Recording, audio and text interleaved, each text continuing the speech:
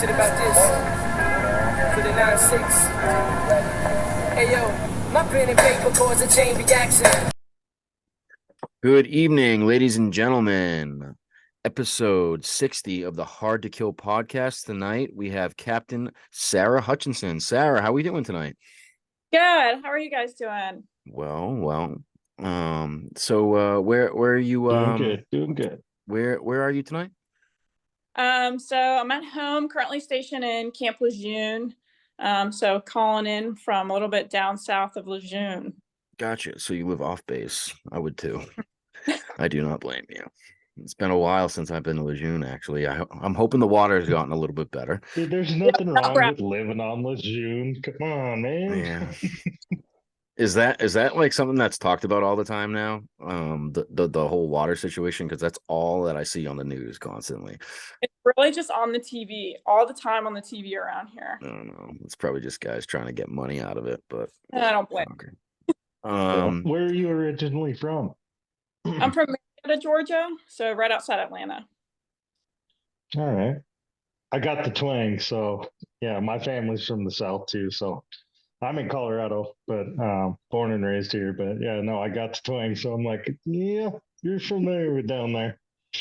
Yeah, familiar with the South, so North Carolina is not far from home. Yeah. Nice. Go ahead, Nick. Sorry, man. No, you're good. So I figured we just tell me about your childhood. Tell me about growing up in Georgia, and do we come from a military family, or is that just something you've always wanted to dive into? Yeah, so actually both my parents were in the Navy. I never really they never really talked about it too much. Like I knew they were in the Navy. And then as I started to get older and trying to figure out what I wanted to do with life, they talked about it a little bit more. And then I think July 4th, my junior year of high school, my dad had some of his Navy buddies over. I was like, oh, this is pretty cool. Maybe this is something that I want to do. And my dad flew helicopters in the Navy, and I was Wow. I'll do that. My mom was a dentist in the Navy. I was probably not smart enough to do that. So led me into trying to join the military. Going through school, I felt like I related a lot more to the Marines that were there, vice the Navy. Nothing against the Navy by any means. But I just thought a lot of the Marine Corps leaders were inspirational. They cared a lot. They were fit and just involved. So I figured that's the branch I wanted to go into, and didn't really like the flying so much. So here I am as a Marine Corps logistics officer. Okay. Yeah. Awesome. So I wouldn't say anything really. What year did you join? That's probably a better question to get a baseline. So I commissioned in 2015. 15. Okay. Gotcha. Yeah. Didn't make it to the fleet until 2016, so a lot changed, I think, in the Marine Corps between 15 and 16. So it's kind of interesting, like going through training and watching all that, and definitely some changes. What are you referring to? So I think we saw ourselves start to pull back from like the Middle East, so deployments became a lot more of like the peacetime Marine Corps. My TBS class was actually the first class to integrate females in arms MOS. So after we'd already received our MOSs, they pulled all the females into a room and they were like, hey, combat arms is open to you guys. So we saw some of my classmates go RD, go tanks. So that was cool to see. Oh, was that the first year that happened? Yeah. Oh, wow. What was that? December of 2015. Yeah. Gotcha. Dang. All right. So talk to me about TBS a little bit. So I actually was pretty nervous going into TBS. I kind of struggled when I was going through the pipeline to become a Marine officer, with like physical fitness. But I knew I had to work at it. So, the whole summer leading up and really the whole year leading up, just practicing, getting in better shape, become a little bit more confident in who I was. So when I got to TBS, I actually, was doing pretty well and really enjoyed it. And I was there with a good group of peers. And I think that kind of makes or breaks your experience as well. So really everyone that I was there with, we got along, we were supportive of each other. So, it was never anyone trying trying to push anyone to the side by any means. So I really enjoyed it. There were definitely times I did not enjoy it, like when you're freezing your butt off out in the middle of the woods. Yeah. But you got to go through all that stuff to make it to the end. But I look back on that time very fondly, and I grew a lot. I think, you know, it's my first time really out in the adult world a little bit, still under the umbrella of the Marine Corps, taking care of me, but I really like that experience. Gotcha. Yeah. So good. So like, what led you to that path? And like, so where'd you go to college? Obviously, you had to go to college. You're an officer, and don't worry, ma'am, I have a no shave chip, and so does Nick. So we're good to go. Oh, I'm digging them. But yeah, I went to the Naval Academy, so really started like Awesome. Yeah, so back in 2011 is when I started, and then the summer between 2014 and 2015 is when you kind of have to decide what you want to do. So that's when we do kind of our initial intro to the Marine Corps in that summer. Yeah. All right, cool. So all right, go ahead, Nick. What did tell us what you really got from the Naval Academy? What are some of the takeaways that you think helped you in the Marines? I think just a sense of confidence. So I think probably one of the hardest things to do, especially when you're a second lieutenant or really just a young leader, is the leadership part of that, of, you know, talking to individuals and telling them where they need to do better, especially when they're older than you, or, you know, they've been in longer than you, but, you know, ultimately you have to be there to be the one to counsel them and make them better. And you get a lot of that when you're at the Naval Academy, of, you know, working with your peers, leading your peers. And so just getting that confidence in how you want to be a leader and how you lead is really what I got out of it, you know, coming into the Marine Corps. You know, I think work ethic as well, when you're surrounded by, you know, a bunch of people with a common goal, you know, you all start to work hard at it together. So I think that work ethic also carried into the Marine Corps as well. Got you. So was the Naval Academy kind of structured similar to TBS, where, I don't know, is it enlisted as well? That kind of, actually, I'm not really too well versed on you know, the ins and outs of the Naval Academy. Kind of try to I don't know, school me up a little bit. How does it go? What's a day-to-day look like? Oh boy. So it changes your freshman year. That's the hardest. You have a lot of restrictions and everything, but there's still the military rank structure. So the structure you would see in like a normal Marine Corps platoon is there within like the student body. So you have a midshipman platoon commander, you have a platoon sergeant, you have your squad leader.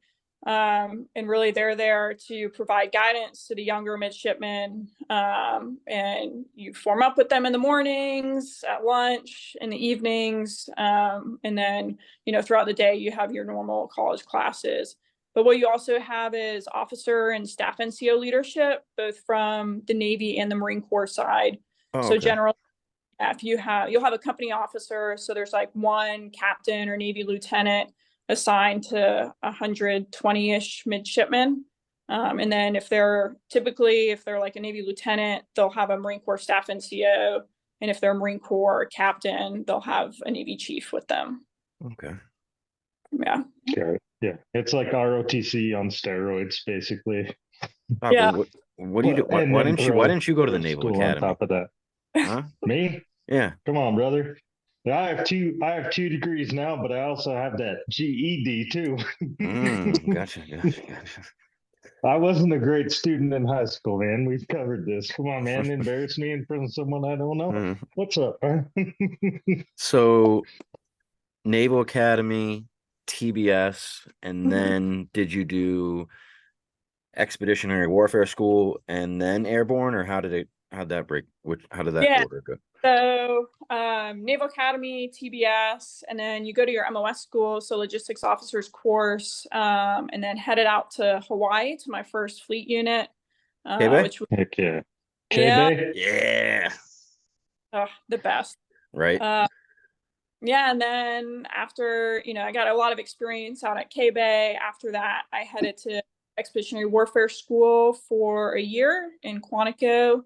And then after that, headed to my next fleet unit, which I'm currently at here in Lejeune. And in that unit, we had parachute riggers. So I got the opportunity Okay. to get airborne and some follow-on course as well. Did you get any jumps in? I did, yes. What'd you think? I like it in the fleet. Airborne is an interesting experience, surrounded by 250 of your favorite Army soldiers. They just kind of push you through. But when you get to the fleet and you're with your Marines jumping out of aircraft. Gotcha. Now, Static lines. Yeah, I'm static line. Yeah. So, Okay. Yep. I know. so what were the, I don't know, what were the heights or what were the drops? Do you know how? it's usually like 1250, 1200. Yeah. Oof, that's why I did the Marines. Good Yeah, on you. just high enough to where you can slow down before you tumble and roll. What would you say? When What you would hit the you ground. what would you say the hardest part of that was? Of airborne. Yeah. Oh man, it really like you're like general population there. So just like getting in the mindset of being like, I am just here as a student. You know, you go from, I think I was, 6 years or 7 years in the Marine Corps at that point. So kind of just, shutting up and coloring. So that way you can get through the course. No, I meant the actual jump process. Like The what? jump itself, Yeah. I mean, the ground's always the hardest part, that's for sure. Yeah. Touche. The good thing is there's like 20 other people going out in front of you, most of which are like Army PFCs and privates. So you're like, okay, if those guys can do it, like I got this. Nice. Okay. All right. Now how did you meet Captain Repa or Sophia? Yeah, so she took over for landing support company, which was within 2nd LSB, which was the battalion I was at, as I was actually headed out the door to go serve in the regiment. So I had a lot of interaction with her, and got to see her as a platoon commander, and then take over eventually as a company commander at 2nd LSB. Okay. So I didn't know if you guys had met at TBS or not, but okay, so you met at command. Good to go. So you were in what, a little bit longer than she was? Yeah, just a little bit longer, yeah. Okay. So just going over your bio a little bit. What's Pathfinder school? So Pathfinder is an Army course. They work through sling loads, so externally gear like under an aircraft, and then they also work through like drop zones and landing zones. So you learn how to set up a drop zone, and then how to determine what landing zones work for certain aircraft, the number of aircraft. Oh, okay. Gotcha. Yeah. Mm-hmm. So what would you say some of your career goals are? I mean, you got the schools, you've been in for some time now. What would you say some of your goals are? So I'd like to continue to be able to lead, whether it be Marines, sailors, midshipmen, in my future. So had the great opportunity of being a platoon commander and then a company commander. And those experiences are so rewarding, just watching the Marines get to grow, and seeing all that they accomplish and learning from them as well. So I'd like to be able to stay in leadership positions regardless of where that's at. Always a leader, but having that unit, and you can kind of grow it as a family. I've always enjoyed that aspect. So I'd like to continue to have opportunities like that. And any opportunity to get out the door with a group of Marines to, overseas, that's the ultimate goal. Whether that be on a combat deployment or even just working with partner nations overseas. So what have you done so far? Any combat pumps or? No, so got to the Marine Corps a little late, I God, that guess. sucks. But, Gotcha. did get to take a detachment down to Australia for the Marine Rotational Force Darwin deployment, which was an absolute blast.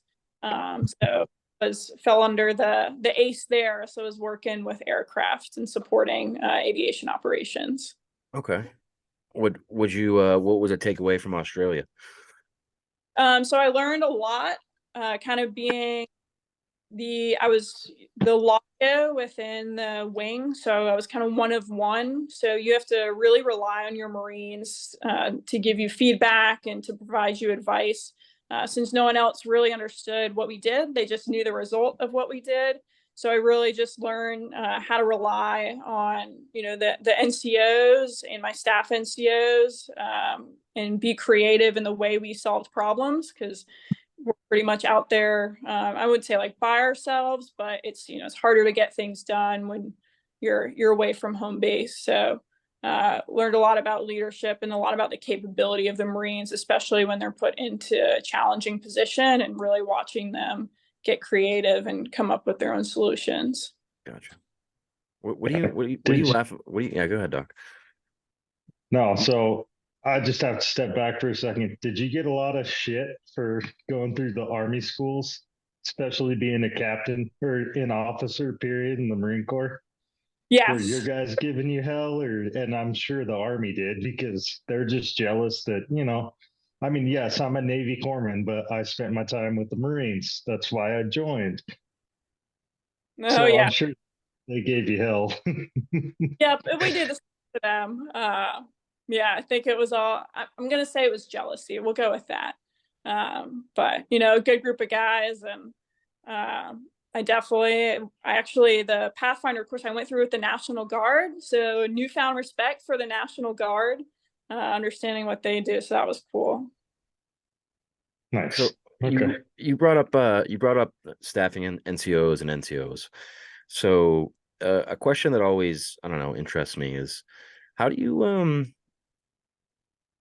cultivate relationships with NCOs but also walk the line or professionally to keep it like have that officer enlisted relationship? Talk to me about that a little bit. Yeah, I think that's really hard. And I think that's something that, especially as a young lieutenant, I struggled with, because you want to be able to get along with your NCOs, but like, I'm not necessarily your friend. Like, I'm Exactly. here leader, as a mentor, and really just figuring out how to communicate. I think it started out, I'll be honest, like as a brand new second lieutenant, maybe even a first lieutenant, I was not good at it. But I think when I started, actually, instead of just saying like, yeah, you're doing a great job, like, this is good, everything's great. When I actually sat them down, whether it was with the staff NCO or not, it was like, hey, this is what we need to do better. Like, I expected this from you. And really just give them the honest feedback. I think you start to get more out of your NCOs, and you have a better relationship with them, because they don't see you as someone that's just going to tell them like, yeah, everything's great. Gotcha. And as I was able to do that and gained more confidence again, and like telling people like, hey, you're not doing great, let's do this better, you grow that relationship. It's kind of like, when you have like even your friends, like when you first meet someone, you're not going to be like, oh, I wouldn't, do that. Like, Yeah, you're doing exactly. that. Gotcha. But start to grow that relationship, and you're able to provide each other feedback. That relationship gets a lot better. So I guess to grow that relationship sooner, I wish I'd been able to do that earlier in my career. But once you have that relationship with your NCO, then you can kind of start to joke around, and you just, you have a better understanding of how they're thinking and how you're thinking. Absolutely. And I, not one to, try to be friends with people I shouldn't necessarily be friends with. That doesn't mean like I can't invite the platoon or the staff I know over to my house and have a barbecue. But ultimately I'm here as either the platoon commander or the company commander or the OIC. So it sounds like you had a pretty good relationship, and to where your NCOs and your staff NCOs could be like, hey, like this would help change. Like, so you were you're very open to like taking, okay, we could do this better, but do you guys have any input on how we could do it better? Yeah, and I learned that it was probably some leadership lesson at the Naval Academy, to be honest, is allow for feedback. There are certain decisions that you have to make that need to be made in a timely manner, and ultimately the decision is yours. But if there's an opportunity to receive feedback, whether it's before or after something, be open to that feedback and then work to actually incorporate that into whatever you're doing next. Because, you're definitely not always the smartest person in the room, that's for sure. Definitely. Yeah. You're probably the smartest person in this room right now. I might be So- able to do math. No, and what's that? So I might be able to do math real well, but it doesn't make me smart enough. So, all right. So you invite him to a barbecue. What are you making? What's our barbecue? How's it looking here? Yeah, I got my Traeger. Just break it up a little bit. Really good at smoking, ribs, really pork, and then I make some really good mac and cheese. So Nice. those are go-tos. Awesome. Awesome. All right. Good to go. So something you said there, I think it's so important to have mentors at early stages in the Marine Corps, so you can really just, like how you said, you wish you had at earlier stages, made certain calls or done some things differently. I just think back at my Marine Corps career and how I was just forced to make those mistakes and learn from them. Talk to me about some of the mentors that you had that kind of guided you through the process. Yeah, so I've had mentors, both, I would say, subordinate and senior. And I've been fortunate enough to have some really phenomenal leaders on the enlisted and officer side. One of which I asked to come back and work for. So my boss in Hawaii was also my boss in Lejeune. Oh, wow. Yeah, and the reason I wanted to come back and work for him is because he listened to feedback. So you could go to him and be like, I didn't like the way we did that. Can we do this instead? Or, hey, can you do this for me instead? And he listened, and that's why I wanted to come back and work for him. And then on the enlisted side, I had some really great staff NCOs and actually a really good handful of sergeants that we could have open and honest conversations with. That's huge. Yeah. Yeah, definitely. A very mature group, and I look back on that group now, and I'm very thankful for everything that they provided me. Made me look really good, actually, so thank you. So we're here for, baby. Yeah. So that's us enlisted guys, What would you say some things you learned from in your enlisted guys? So they really taught me when I can back off as a leader and when I need to be involved. And I think that was probably the most important thing. So when you first become a leader, I would say, especially as a second lieutenant, you just want to be involved in everything because you think you have to be involved in everything. When in reality, you can be informed of things, but you don't be involved in them. So, they had the tact and the courage to be like, ma'am, we got this, we'll let you know, but we can handle this at our level.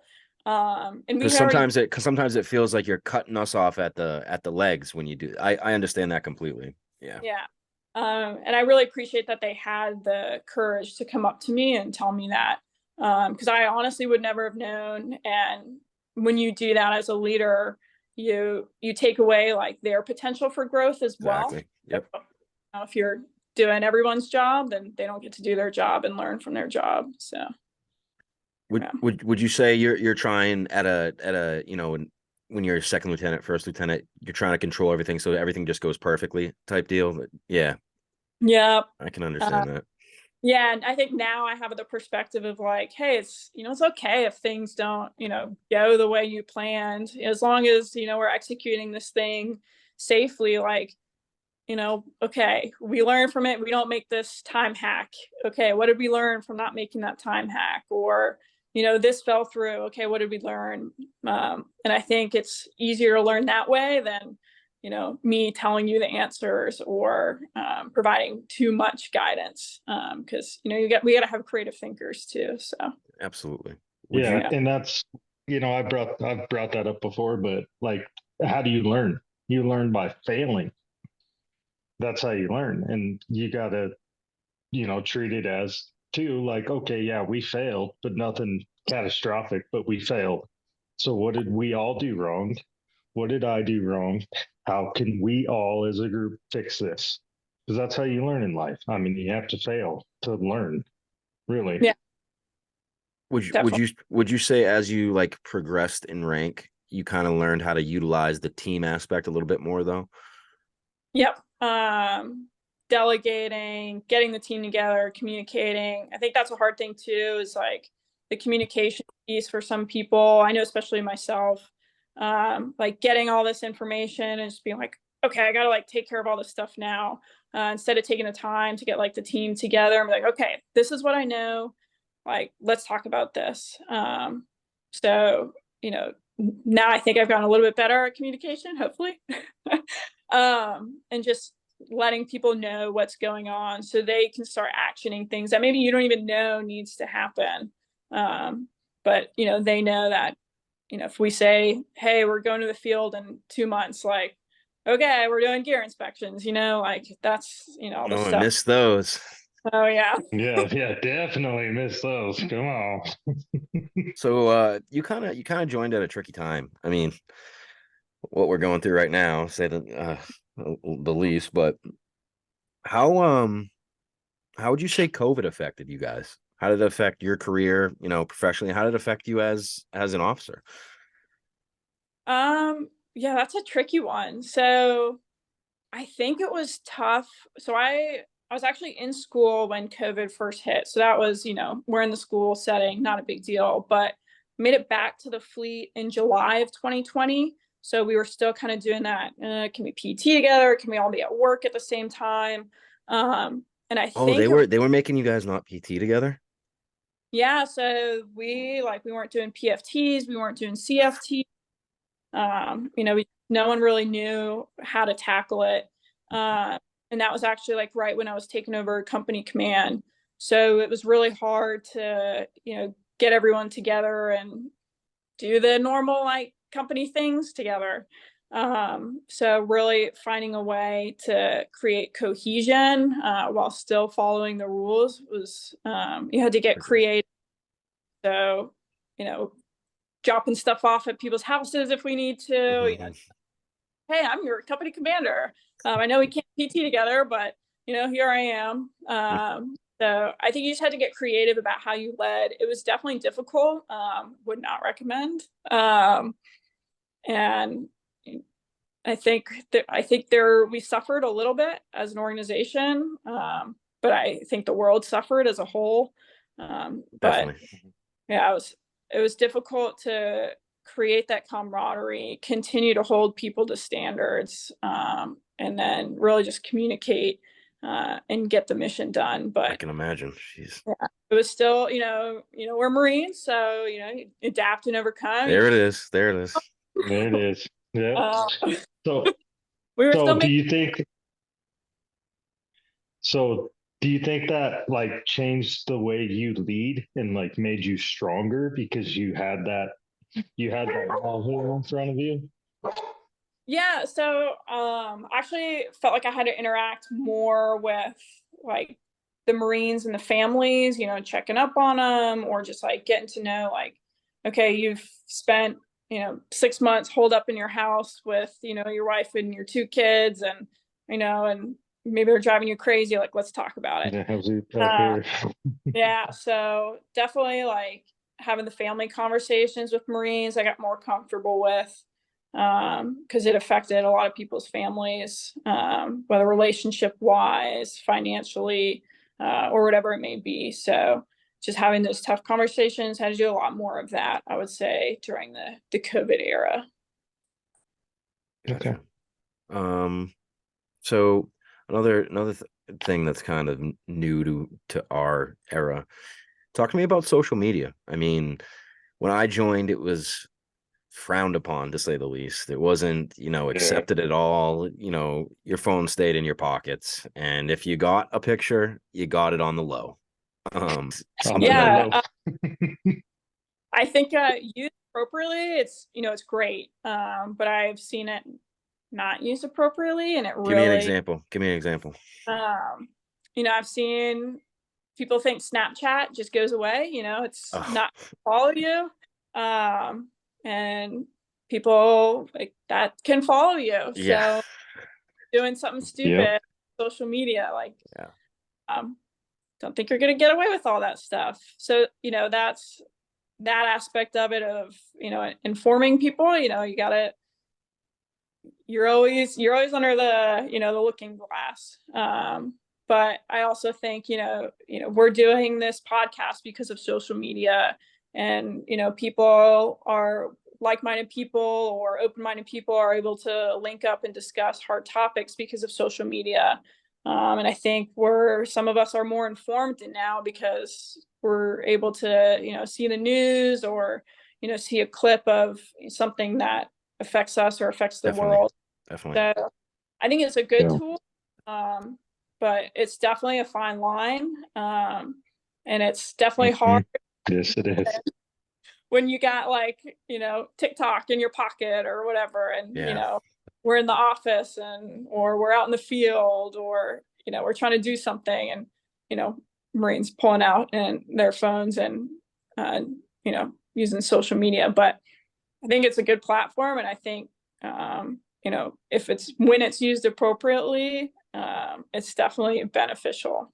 definitely. Just the Yeah, fact and that you that's said the podcast right there, because I think of it, if I could watch my OIC or maybe my gunny just in a podcast talking about his leadership, the way he holds people to a certain standard, and really you get to see the personality a little bit, and it allows you to understand them a little bit more. That would help me. And you're right. If it's used in the right way, it really can be a tool to these young Marines, and I can see how it would definitely help them. And that's really what we're trying to do with this podcast. I don't know how you feel about PTSD and the suicide rates right now. It's a tricky topic. And that's kind of what we base this around. We had a pretty kinetic deployment when we were in Afghanistan, and coming back from that's rough. Yeah. It's not really something that you're prepared for. I can tell you that. When you're the op tempo is so high that you really don't have the time to kind of like think about you, to be like, this is what I'm going through right now. And keep in mind, we're trained by those hard charging motherfuckers that don't really consider mental health, one of the things that you need to pay attention to. That's just oh something yeah, you 'cause bury down with yeah, whiskey and be a yeah, tough guy. yeah. But You a lot of, just a lot of those, close a the lot of lid those on the old dumpster fire. guys, a lot of those old guys are now statistics, and we're noticing that, and that's really something that we're trying to at least talk about. Yep. And as someone that's in active duty right now, what do you think about those topics? What are something that an active duty officer, I mean, because I'm sure you have staff NCOs that went, Mhm. because I think about, if I were in right now, I'd probably be a gunny, or maybe a master sergeant, who knows? Okay. Staff um sergeant, maybe. but that I would have gone through that. So Excuse me. what do you think about that stuff? I think probably when I first came talking about mental health or encouraging someone to go see a mental health provider was taboo.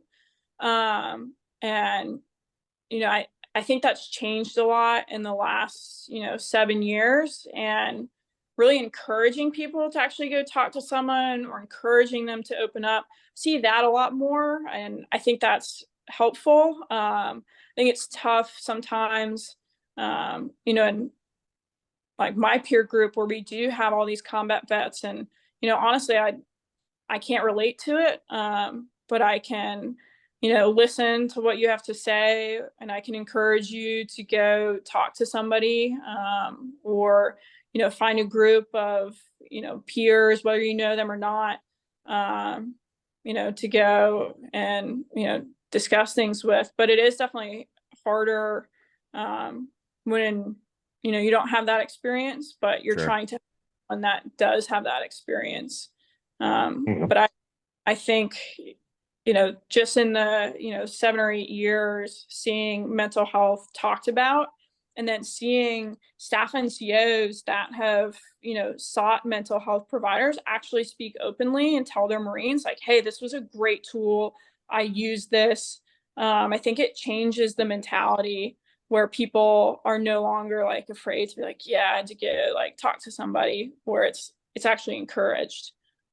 So I think that aspect is good to see.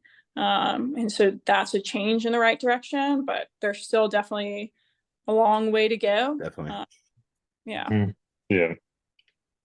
Yeah, so Yeah. okay. Because when I got off of active duty, it was 2015, and it was still like I was doing all my out briefing stuff and all my stuff for getting out of the military, and it was still I was getting looked at like, really, bro? And I'm like, what? Fuck you. you know so it's good that you say that. So that looks like the climate on that is changing a little bit, and that's good. Yeah. Um, what challenges would you say you've faced as a young female Marine officer, and how would you say you've triumphed over them? So I'll actually say I think as a female officer, um, I've had a lot of opportunities. I think the biggest challenge is really um, trying to lead a group of primarily men. So when I took over my first platoon, I was taking over from a male platoon commander, and he had a different relationship with his Marines. And at first I saw the way they interacted with him and they talked with him. And I was like, man, I really wish I could have that relationship. And it's just, it's hard to really like quantify the differences. But Big it shoes is to just, fill. yeah. And then when like I would say when I realized that I don't have to lead like that, I can lead the way I want to lead and still be successful. Well put. Um, it was really easier instead of trying to lead like a man, or really I'm just trying to lead like a Marine, and I'll Yeah, lead the way I lead. And having the being a female, there's different perspectives that I have, and I think that it can provide a unique kind of leadership to a platoon. And I think it's cool that I have the opportunity to set an example for my junior female Marines, but also like my junior male Yeah. Marine. And I think it's a really cool opportunity. But yeah, it was definitely challenging to fill the shoes of someone that had a different relationship with their Marines, and trying to recreate that and realizing I don't have to recreate that. exactly. I like how you put that. Yeah, that's really good. That's really good. I think too many people You- focus on trying to mirror that stuff when really you can just create your own style. I mean, yeah, there are good leaders, but pick the things that you like and kind of, twist it into the way you want to do your own thing. Yeah, and I think usually people can like pick out when you're trying to be something that you're not. And Yeah. when you're not, people kind of you turn people off. So I think if you lead genuinely, and it definitely helps you out. So, what advice would you give, other young female Marines officers that, kind of want to do something similar to what you do? Yeah, so kind of similar to the last question, but I guess I would really not let the female Marine thing define you. So you're a Marine first. I think when you create the mindset of like I'm a female Marine, you have the potential of Mhm. really restricting yourself, whether that's mentally or physically, but use the female Marine as an advantage, or something that drives you or your motivation. But I think just, working at it and not letting anything restrict you. And I think one of the things that, when I came into it, I was like, I don't know if I'm going to be able to do this, but, by, being in the Marine Corps, I've set a new standard for myself. So really, like, for the females, don't limit yourself to what you think you can do. Because you'll find this organization will challenge you and you'll set new standards for yourself and you'll continue to break those standards. I like Oh it. yeah, and I've worked with some badass female Marines. Like when I was in Afghanistan, on my first deployment, the FET teams, female engagement teams. I mean, I had this one, and she chewed Copenhagen more than I did. I'm like, and she was just a stud, a stud. Like, yeah, and it's like, yeah, don't let that defy you. Okay, cool. But she was a like legit badass. Like none of the guys even like they were some of them were scared to talk to her. They're like, she might kill me. She might choke my ass out. I don't know. So So that's cool. Yeah. I can't tell by like looking at you or just like talking to you on the podcast if you're a yeller or not. What give me are you an ass chewer? Have you given an ass chewing in your time? I'm like the disappointed mom talk. If I, Oh fuck. if I yell That's at- even worse. You're a guilt tripper. the voice gets like really high and squeaky. Sometimes I can't take myself seriously. So it's usually the like, hey, sit down, let's talk about this. Like, it's the disappointed mom talk. So Gotcha. that's Yeah, it. I'm not mad. I'm disappointed. Yeah, there you go. That's even worse, man. That's even worse. That's kind of a question I want to start asking people because I've gotten some legendary ass chewings in my time, and I can remember a few. I don't know. Have you? Can you remember any good ones that you've gotten? I don't know. I feel like is that different for females? The females get their ass. You guys got to Oh, get a yeah. good ass, Oh, right? yeah. Yeah. They were well deserved. Don't worry. Yeah. It was all on me. But I've definitely like done some stupid things. Thank God they turned out well. But yeah, I talked back to my first OIC. Ooh. Standing up for my Marines. I realized, not what I was doing. So I got a very loud and stern talking to after that one. Gotcha.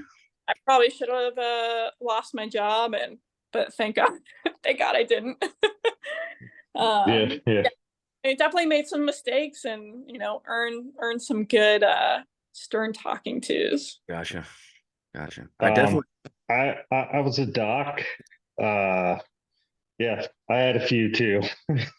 Giving all my guys shape shifts because we only had like three bottles of water a day that we could use to either brush our teeth and shave, or we could take them on patrol with us. So I was like, "You're all getting shape shifts." I got my ass chewed pretty good for that one.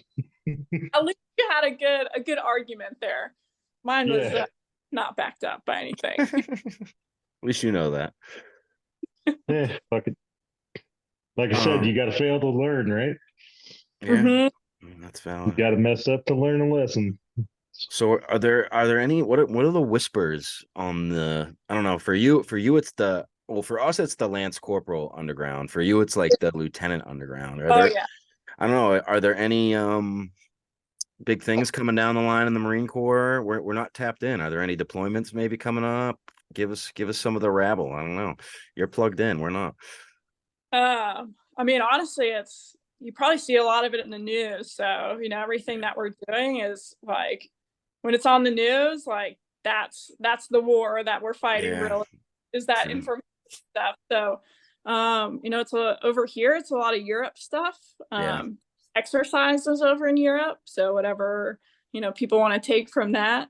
But a lot of the things in the Marine Corps is we're doing like a huge restructure. So I think people figure out like, where am I going to fit into this? Is my job going to still be here? Do I have to change jobs? What is this organization going to look like in, 5 years from now? So it's definitely heading in like a a new direction of, technology and, trying to be more efficient and faster and lethal. And it's really cool, but it's hard to keep up with for sure.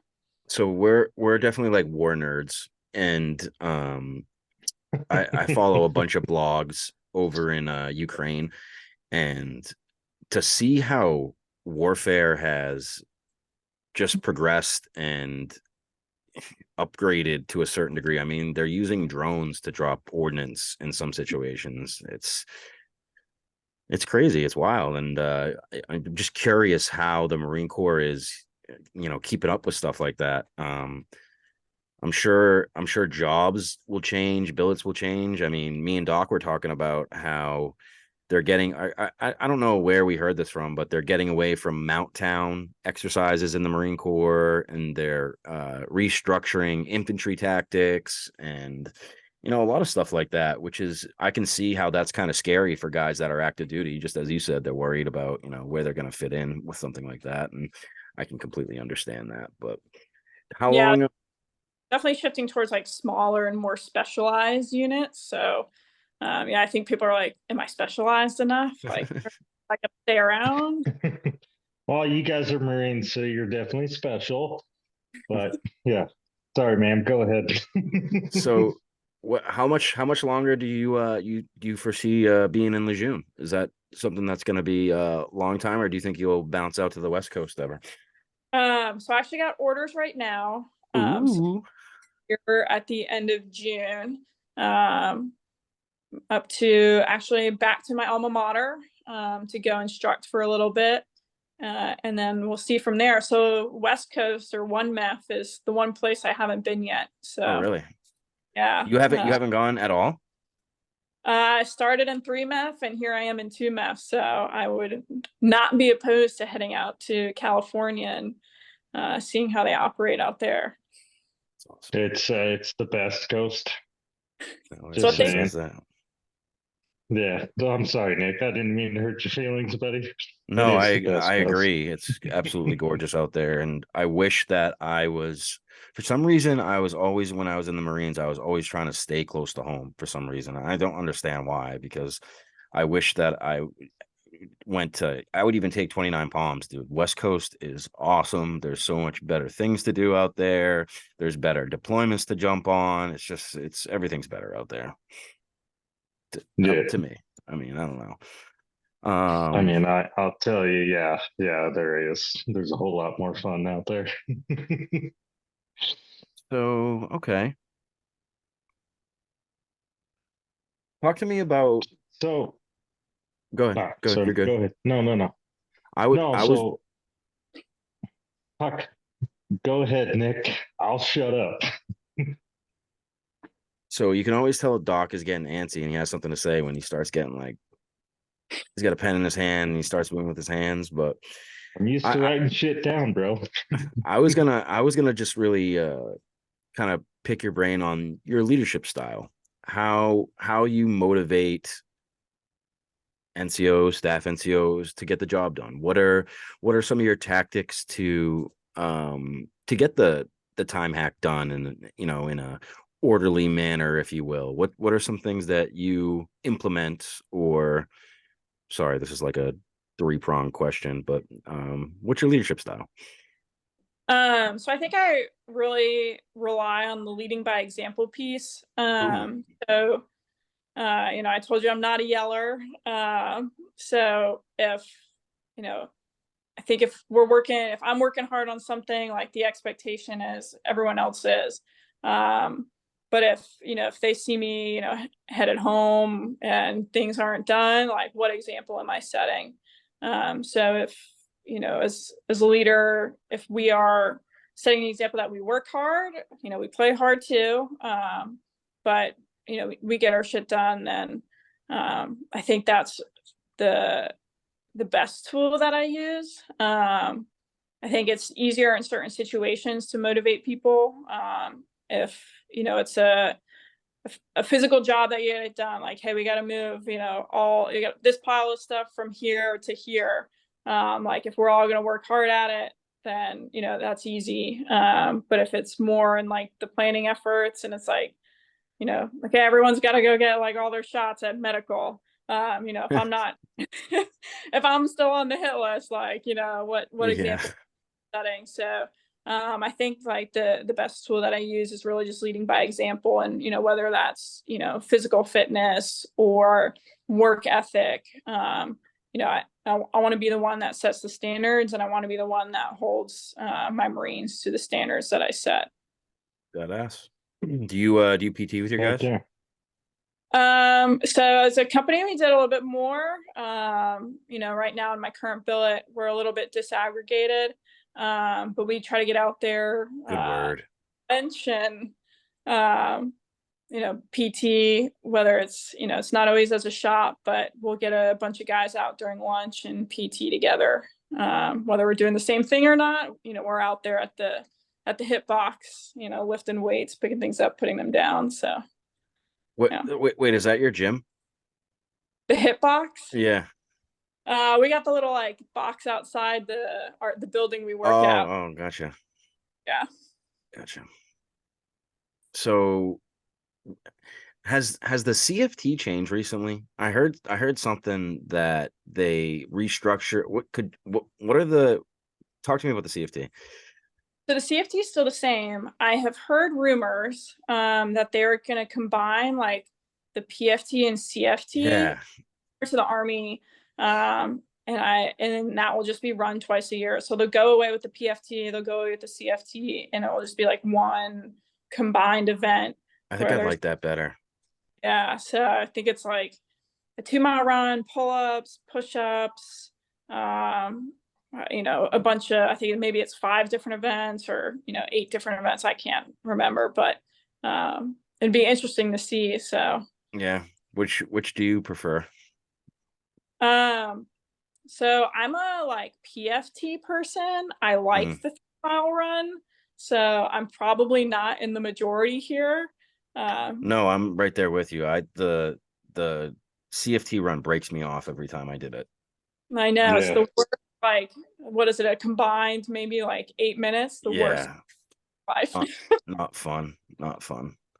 But yeah, it'll be interesting to see. They made the PFT a little bit harder. They changed that around. But I guess it's interesting too. Like, when I came in the Marine Corps, I think our max pull-ups was like 6 or 7 for females. I was like, oh my God, like, I don't know if I'm gonna be able to do that many pull-ups. And then they changed it to 9, and then they changed it to 12. And, people have just gotten, especially the females are like, okay, we'll do 12. Okay, we'll do 9. 12 pull-ups for girls. That's significant. Okay. So like, yeah, they've made it, but I think some people have, taken on the challenge and gotten more fit. So it's, it's interesting to see that. Definitely. Do you go home often or? Back to Georgia? Yeah. Maybe like once every 4 months. It's actually kind of a long drive. Oh yeah, I know. And I try to encourage the family to come visit me. So I nice. Nice. How do they feel about you being an officer and being in the Marines? I think they like it. I mean, my dad's got the stickers on the back of his car. He's all about it. Nice. I know originally he like encouraged me. He's like, go Navy, like don't go Marine Corps, go Navy. And then when I went Marine Corps, he was like, okay, like this is pretty cool. And my parents think it's a pretty cool opportunity, and they've been super supportive, and I'm super lucky. So I think they're pretty proud. So I'm curious about your hometown. Is it because Georgia's kind of pretty patriotic, I would think. Do they go hard for their military? Yeah, I would say so. I actually like my graduating class in high school. I want to say we only had like 3 or 4 people, go into the military. Surprise. Yeah, it wasn't that many, but definitely super supportive down there. How close are you to the Savannah area? I'm actually pretty far. It's like 5 hours. Oh, gotcha. Yeah. So you're closer to Macon than Savannah? Oh yeah, definitely. Gotcha. Gotcha. My so my first duty Yeah, station was Beaufort, and I used to always go down to like the Savannah. I love Georgia. Yeah. Awesome place. The food is delicious. We don't have food like that up in Massachusetts, that's for sure. At least you got Italian food, so Oh, that's just true. That's true. That's true. yeah. Have you been up north at all? To like yeah. My dad's side of the family is from Massachusetts, oh so really? Where at? Amherst. Oh, okay. Very nice. Very nice. Yeah, so I used to spend my summers up there. So you're a hockey fan, yeah?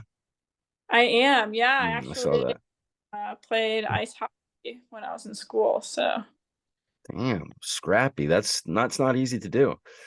No. What's your team? the Bruins. Ooh, okay. I like you. All right, 10 I'm points for out. you. I'm out. That's funny. Obviously, Colorado Avalanche. Come on. You can't really play down there. I mean, it's so funny because I feel like you guys in Georgia, you guys don't ever get snow, right? Rarely. But whenever you guys did get snow, people would just freak out down there. I've never seen people freak out so much over like an inch of snow. It's hilarious. Emergency. It's Yeah. wild. So, but you can't. When's the last time you played hockey? So I've played roller sporadically while I was up I here. love So that. Newport has a roller rink, so free hockey. Not going to complain about that. But it was actually when I was in Hawaii, it was easier to play ice hockey there than it is here. So I was in a beer league out in Hawaii. Really? They got one ice Yeah. rink, island small, so it's easy to get to. How long were you in K-Bay for? 3 years. 3 years. Wow. Okay. Did you ever get it? Oh, so you did Halloween. Yep. Dude, they go hard in like Waikiki for Halloween. I mean, I was only there for like a couple months, but we got Halloween in and it was an absolute rager of a party. Oh yeah. They'll go hard every holiday there. Yeah, that's true. That's definitely true. Well, Sarah, it's been great talking to you tonight. I hope that you get an opportunity to get a deployment in with with the Marine Corps. I think that would be a great opportunity for you, and I think you'd excel greatly at it. Oh, thank you. And the way that we're going right now, it looks like something's going to kick off in the next couple of years. It kind of feels like Yeah. like it was right before Afghanistan when we went, but we'll see. Yeah, you might have your chance coming up here the way Yeah. things are Oh. looking. Seriously. You got anything up your sleeve, Doc? You got any questions for her? No, man, it was a great interview. It was a pleasure meeting you. Yeah, and definitely probably have her back on again, Nick. I would say if we Yeah, I could would talk love to her that. again. Honestly, Yeah. like the people that we interview, we like to try to follow your careers a little bit and get a couple of interviews in. So feel free to stay in contact with us and give us updates of how everything's going, and we'd love to talk to you again, Sarah. We appreciate you coming on tonight, and I wish you the best. Absolutely. Thank you for having me. This was awesome. Pleasure is Yeah. all ours. But there you Keep have it, trucking. guys. You're doing Keep great. trucking. Episode 60 with Captain Sarah Hutchinson. Have a good night. Semper Fidelis. Super fun.